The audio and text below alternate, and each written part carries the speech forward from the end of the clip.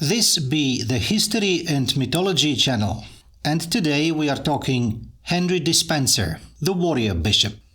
4 years after the death of the mighty Edward III, and a year after his Breton campaign, a great peasant revolt broke out in England. The free, but poor and indebted farmers, fed up with being harassed for their perpetually unpaid taxes, began to attack monasteries, town halls, even castles and universities en masse, to burn charters and registers of their debts to the aristocracy, the commons and the clergy. Some nobles and clergy tried unsuccessfully to negotiate with their peasants. Others, more wise, fled. Still others perished. But not Henry le Despenser, the Bishop of Norwich. Henry got his long-awaited chance to prove himself as a soldier after 10 years of reluctant service as a clergyman. Henry le Despenser was a nobleman, born in 1342, the year his father Edward was killed during a siege in France. Henry was 4 or 5 years old when the Black Death swept through Western Europe, but he survived, with most of his relatives. His entire family had a strong military tradition. Henry had at least 3 brothers who were initiated into knighthood. However, he himself was destined by his family for a career as a clergyman and was sent to study first in Paris, then in Italy. This decision proved not to be to his liking. A student and a mercenary. In Italy, Henry did not spend much time in lecture halls and libraries. Instead, he joined one of the endless local wars on the side of Pope Urban V against Milan. As a young soldier, later initiated into knighthood and a commander of a small band of mercenaries, he participated in several little Italian battles and forever developed a taste for military life. He outlived his brothers Hugh, Gilbert and Edward, who died bravely one after another on various battlefields in Italy and France. All this bloodthirsty family history did not prevent our Henry's grandfather, the old Baron Hugh Despenser, from being one of the handsome favourites of the notoriously gentle King Edward II. A knight and a bishop. By 1362, the 20-year-old Henry, who had acquired more military than spiritual experience, had already received several church sinecures and was even considered a master of law. He travelled a lot in Italy, regularly participated in military operations, received a knighthood at the same time as the privileges of a canon, and was actually pleased with the episcopal mitre in 1370, when he had already become famous as a successful warrior in Lombardy and Tuscany, almost like the notorious Sir John Hawkwood. In fact, the young man's family was horrified that he had abandoned a religious career and was risking his life on the battlefield.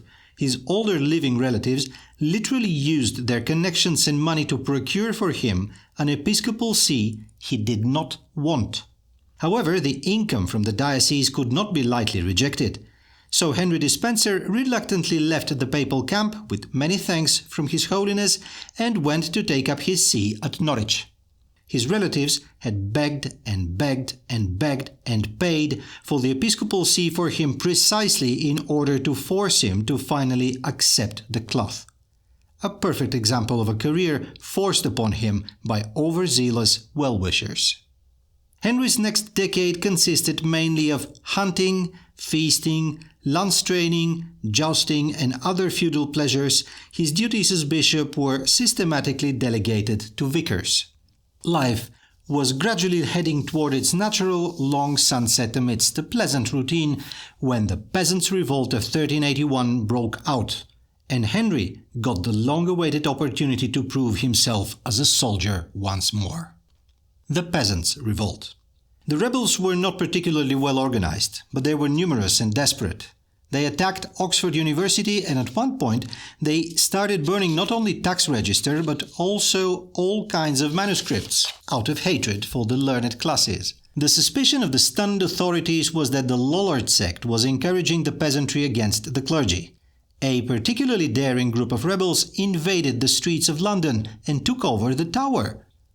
The young King Richard II was forced to talk to them and begged them not to commit atrocities against women and children, and he even had personally addressed the peasant leader, Wat Tyler. This humiliation of the king would never be forgotten.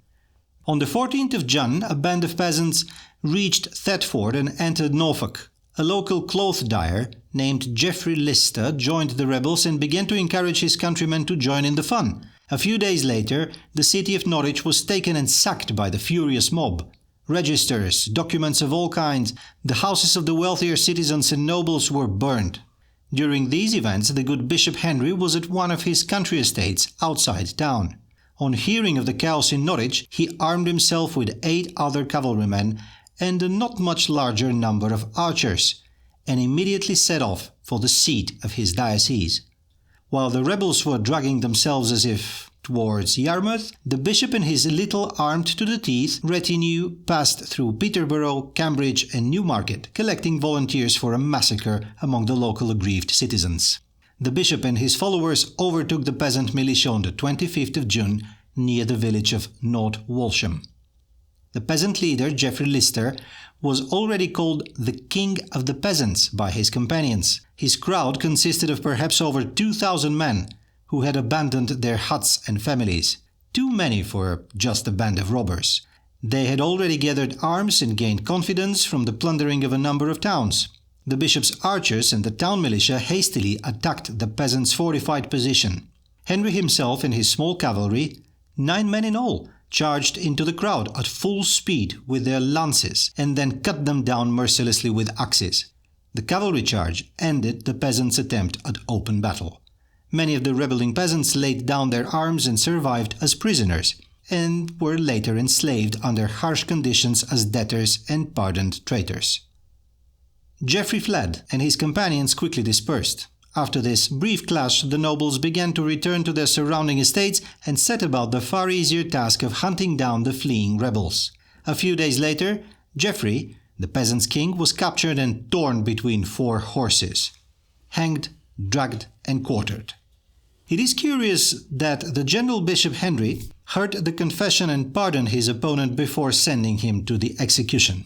The anonymous chronicle of Thomas Walsingham and the slightly later Book of the Illustrious Henrys by John Capgrave confirm that the bishop earned a formidable reputation as a warrior and a judge. The following year, some of the surviving rebels even tried to organize an assassination attempt against the cruel cleric, but he learned of the plot in time and did not even bother to deal with his unnecessarily audacious enemies himself, but handed them over to the restored secular authorities.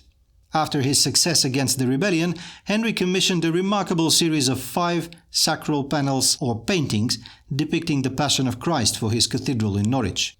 The idea was that everyone who saw the panels would accept their fate as the suffering Christ accepted his, an undoubted message to the peasants not to allow themselves any more doomed attempts against the knightly hand of their Lord Bishop. A Crusader. Richard II and his parliament realized that a dangerous man like Henry Despenser should not be left for long without any engagement of his own choosing. They found him a new military task. In 1383 he was sent to help the Flemish city of Ghent against the supporters of the Avignon antipope Clement VII in the Great Western Schism.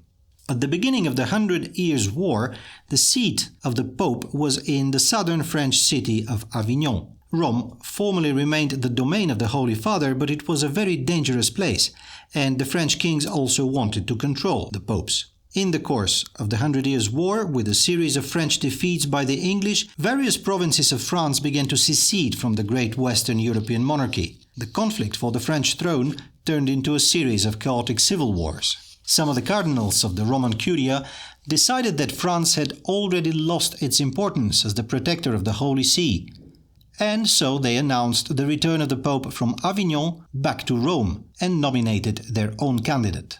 Western Europe immediately split into factions supporting either the Avignon or the Roman Pope. The English, of course, supported Rome against France, so Henry was sent to help the anti-French rebels in Flanders.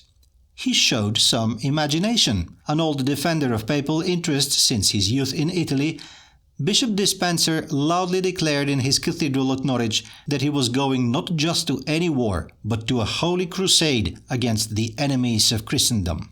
and in accordance with an old tradition, he announced absolution for all who went with him. There was no shortage of candidates for glory. Much of England's continental trade passed through Flanders, and in particular through the thriving city of Ghent. So Parliament allocated funds for the pious Christian cause, and the soldiers in need of forgiveness before God and the secular authorities were not laid for muster. The bishop refused to accept other nobles in command and accepted not only parliamentary assistance in money, but also started raising funds himself, turning to merchants and guilds. Meanwhile, the Flemish leader Philip van Artevelde fortified Ghent in anticipation of the inevitable attack of the Clementists, that is, the pro-French party. Not everyone in England wanted to sacrifice their wealth for the good bishop's crusade. The preacher John Wycliffe repeatedly declared that the whole undertaking was purely secular and had nothing to do with the cause of God.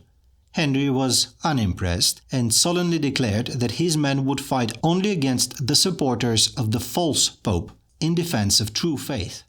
Meanwhile, priests, preachers, indulgence sellers collected funds with commendable persistence and sometimes with threats. The treasury duly supplied bundles of arrows for the fearsome English archers. The Crusaders, wearing red crosses on a white background on their shoulders, a symbol that gradually transformed from a purely religious one to a national emblem of England, assembled at Sandwich in late April 1383. At the last moment, King Richard II, trying to secure peace with France, sent orders not to set out until envoys returned from Paris, but the bishop had no time and was in debt. The weather was good, supplies were replenished, ships were available, and Henry Despenser simply ignored his king's order. He would later claim that he had set out before receiving it. The fleet set sail on the 16th of May. By the end of the month, the entire army had landed at Calais, had already made contact with the Ghent militia, and had captured the town of Gravelines, not far from Dunkirk. For the next 2 months, the Crusaders and their allies from the good city of Ghent laid siege to Ypres. However, Ypres was well fortified, and the French would not surrender. The quick hopes of success turned into a long wait in front of an impregnable fortress. Some of the English volunteers who had set out in the hope of plunder began to desert. Others rioted in the area and got into scandals with their Ghent allies. Finally, a large part of the irregular troops was disbanded by order of the bishop. Meanwhile, in London, people began to wonder whether it had been a good idea to send Henry at the head of an entire army that was clearly achieving nothing substantial, while costing dearly. In September, when the army's supplies were running low, Henry received permission from the king to retreat back to the sea. The English burned the captured Gravelines and abandoned Van Artevelde's Ghent militia. The bishop returned without any major casualties, but also without a victory. And the costs were serious. His army of about 2,000 men disbanded on its own once it set foot on English soil. Henry himself was summoned to Westminster, accused of taking bribes from the French, but was convicted only for not accepting another nobleman as his assistant in command. The bishop was fined a large sum and deprived of his income and rents for the next 2 years. Some of the knights who travelled with Henry and held officer positions in his crusading army were also convicted. At least one of them spent some time in prison but was not fined, because he successfully argued in his defense that he had accepted a bribe from the French only because he had lost valuable horses, weapons, armor and other baggage at the siege of Ypres. Despite his financial losses, Henry recovered and in 1385 took part in another military campaign. Together with his King Richard II, the good bishop took part in a campaign against Scotland and successfully participated in the sack of Edinburgh, which somewhat compensated for his previous losses. Henry's next years were occupied with disputes with the clergy in his diocese of Norwich. The militant and energetic but already aging clergyman interfered too diligently in the daily affairs of his subordinate abbots and priests, so that they sought support from Rome against his constant encroachments. Between 1394 and 1401, the bishop managed, with patience, persistence, insolence, as well as simply ignoring the decisions of Rome and Canterbury, to establish himself the absolute master over the formerly autonomous monasteries in his small area in East Anglia. All the while, he persecuted the Lollard heretics and on several occasions sent heretical preachers to the stake and the scaffold. During this time, the bishop's nephews rose to a prominence as valuable defenders of Richard II's rule. Troubles with the law. In 1399, King Richard's uncle John of Gaunt, or John of Ghent, died.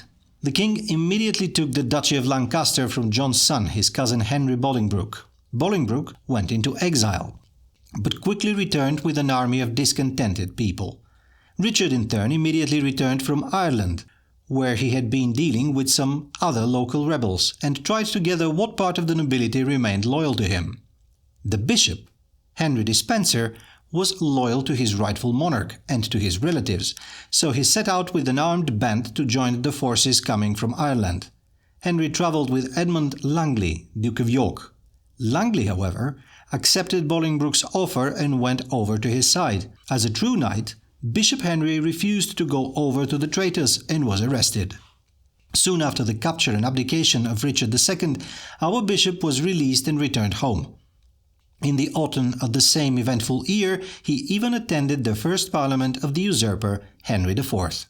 The parliament decided that the deposed king should be imprisoned, and the bishop resigned himself to the course of events. The following year, 1400, very soon after Christmas visit of the Byzantine Emperor Manuel II in England, an attempt to overthrow the usurper broke out in England. Henry IV was to be captured during a tournament. However, the Epiphany Rebellion failed due to treachery. Our bishop's nephew, Thomas Despenser, who had been made Earl of Gloucester after his assistance to Richard II in the 80s, was executed for his part in the current conspiracy. Realizing where things were going, Henry left his diocese of Norwich in the hands of his deputy and went to plead his case before Parliament in London. There he was accused of treason against the new king, but managed to defend himself, reconciled with the Lancastrian monarch and returned home. Henry IV decided that he could not afford to keep Richard II alive and ordered the deposed king to be killed in Pontefract Castle to stop the rebellions and conspiracies. The last 5 years of the Bishop of Norwich's life were unusually peaceful. He spent his time between the cathedral and his several estates, spared from the storms of the age, although he himself had participated in them enough. He died on the 26th of August 1406 and was buried in front of the central altar of the main church in his diocese.